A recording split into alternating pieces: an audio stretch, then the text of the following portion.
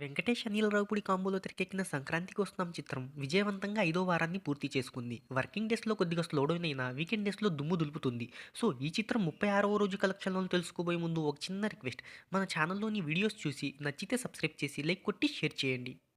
సాంకేతిక నిపుణుల రెమ్యునరేషన్‌తో పాటు ప్రమోషన్ ఖర్చులు అన్నీ కలుపుకొని ఈ చిత్రాన్ని 80,00,00,000 బడ్జెట్‌తో వెంకటేశ్వర క్రియేషన్స్ బ్యానర్‌పై నిర్మాత దిల్ రాజు నిర్మించారు.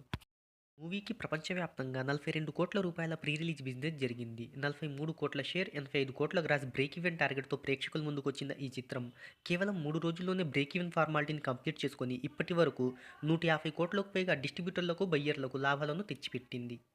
ఈ మూవీ 5 వారాల వరకు ఏరియాల వైస్ కలెక్షన్‌లు ఒకసారి చూసుకున్నట్టయితే నైజాంలో 42.74,00,00,000, సీడెడ్‌లో 19.12,00,00,000, ఉత్తరాంధ్రలో 22.53,00,00,000, ఈస్ట్ గోదావరిలో 13.77,00,00,000, వెస్ట్ గోదావరిలో 9,00,00,000, గుంటూరులో 10.40,00,00,000, కృష్ణాలో 9.66,00,00,000, నెల్లూరులో 4.85,00,00,000 చొప్పున మొత్తం తెలుగు రాష్ట్రాల్లో 132.7,00,00,000 షేర్‌ను రాబట్టింది. ఇక కర్ణాటక ప్లస్ రెస్ట్ ఆఫ్ ఇండియాలో 9,00,00,000, ఓవర్సీస్‌లో 15,00,00,000 రాబట్టింది.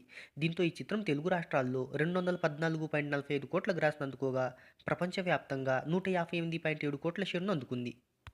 గత వీకెండ్‌లో 1.50,00,00,000 గ్రాస్‌ను సాధించిన ఈ చిత్రం ఈ వీకెండ్‌లో మటికి కలెక్షన్స్ అనేవి బాగా స్లో డౌన్ అయితే అయ్యాయి. ఎన్నడూ లేని విధంగా ఈ చిత్రానికి 36వ రోజు 20,00,000ను మాత్రమే వసూలు చేసింది. ఇంత టఫ్ ఫైట్‌లోని ఇన్ని కొత్త సినిమాల మధ్య కూడా ఇన్ని లక్షల వసూళ్లంటే పర్వాలేదనే చెప్పుకోవాలి. సో, మరి లాంగ్ రన్‌లో ఎంతవరకు కలెక్షన్‌లను సాధిస్తుందో చూద్దాం.